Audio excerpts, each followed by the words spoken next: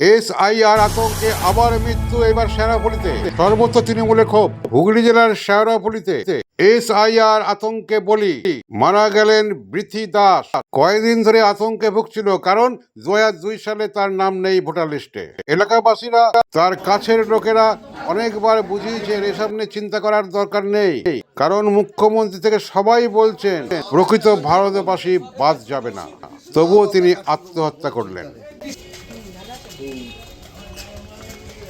বলেই দিয়েছে যে কোনো ভোটারের নাম কাটবে না, যারা ভোট দেয়, যারা এতদিন ভোট দিয়ে এসছে তারা সবাই থাকবে, কোনো কারোর নাম কাটা যাবে না।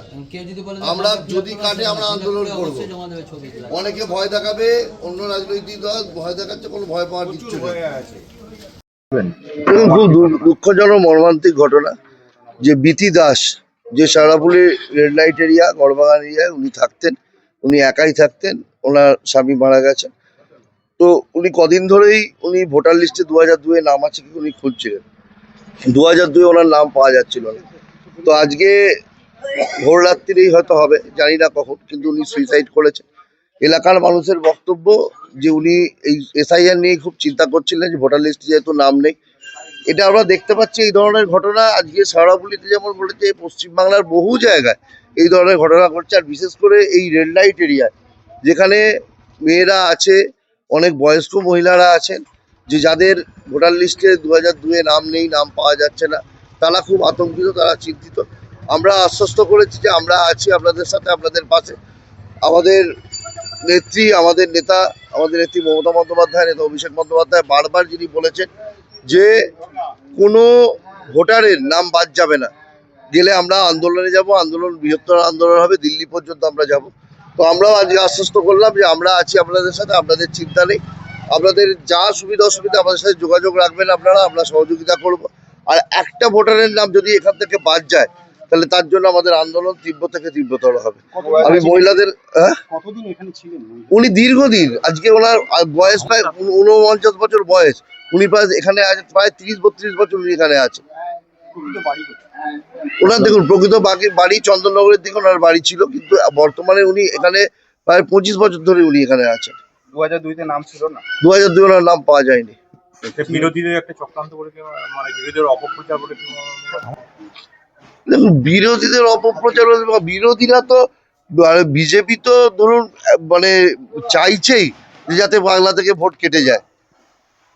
মানে পশ্চিমবাংলায় তারা কোনো সুবিধা করতে পারছে না, তাদের সহযোগী হয়ে নির্বাচন কমিশন কাজ করছে। এ থেকে তো পরিষ্কার আজকে বাংলার মানুষ আতঙ্কিত আজকে, বা যারা যারা আজকে মানে